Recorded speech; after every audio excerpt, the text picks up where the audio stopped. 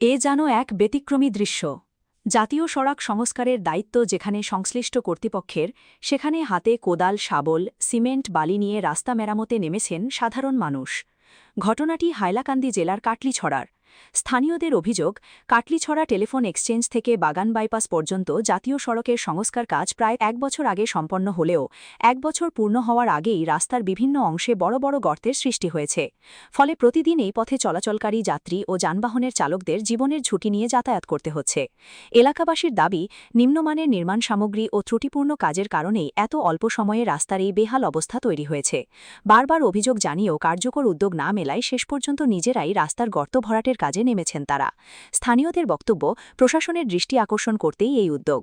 এলাকাবাসী আরও জানান, সম্প্রতি বিধানসভায় নতুন জনপ্রতিনিধি নির্বাচিত হয়েছেন, তাই তারা আশা করছেন দ্রুত জাতীয় সড়কের স্থায়ী সংস্কার কাজ শুরু হবে এবং এবার উন্নত মান বজায় রেখে রাস্তা নির্মাণ করা হবে, যাতে ভবিষ্যতে আর একই সমস্যার মুখোমুখি হতে না হয়। কাটলিছড়া থেকে মৃন্ময় শর্মার প্রতিবেদন। আচ্ছা, এই রাস্তার দায়িত্বে তো ন্যাশনাল হাইওয়ে অথরিটি রয়েছে। এখানে আমরা দেখতে পেলাম যে আপনারা এখানে গর্ত ভরার কাজে নিয়োজিত হয়েছেন, সেটা কিসের জন্য? দেখুন, আমাদের এই যে NH 6 যেটা জাতীয় সড়ক রয়েছে, তো সেখানে দায়িত্বটা বিভাগীয় দায়িত্ব, কিন্তু এখানে দেখা গেছে বিরাট প্রকাণ্ড গর্ত। বিগত 1 বছরে একবারও রিপেয়ারিংয়ের কাজ হয়নি।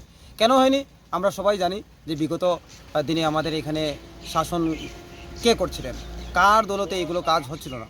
তার জন্য এবার আমাদের এখানে জনগণ সবাই নিয়োজিত করেছেন বিজেপি থেকে একজন বিধায়ক, উনি হলেন আমাদের হাইলাকান্দির বিধায়ক ডক্টর মিলন দাস। তো আমাদের এখানে আমরা যে যারা উদ্যোগ নিয়েছি, ব্যক্তিগত আমি বললেও ভুল হবে, কারণ আমার সঙ্গে অনেকেই সহযোগিতা করেছেন বিভিন্ন জায়গা থেকে। টাকা পয়সা নেয়নি, কারণ এই জিনিসপত্র দিয়ে সহযোগিতা করেছেন। তো সেজন্য উনি বলেছেন, যদিও আমরা বিভাগীয় কর্তৃপক্ষের কাছে আমরা চিঠি লিখেছি এবং খুব তাড়াতাড়ি কাজ সম্ভব হবে, শুরু হবে। কিন্তু আমরা জানি যে বিভাগীয় কাজ শুরু হতে সামান্য বিলম্ব হয়, সেজন্য আমরা সেখানে আর থেমে থাকিনি।